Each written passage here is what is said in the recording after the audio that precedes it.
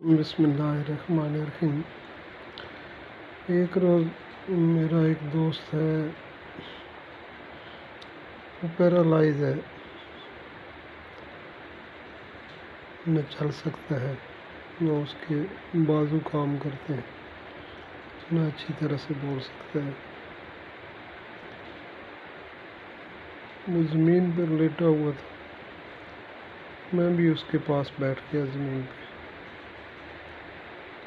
इतनी देर में मेरा बेटा मोहम्मद ताहा है, उम्र उसकी कोई 10-11 साल, वो आया तो इधर उधर सीटिंग अरेंजमेंट तो काफ़ी था, लेकिन वो भी आकर ना मेरे साथ ज़मीन पर बैठ गया। मैंने कहा बेटा ऊपर बैठ जाओ।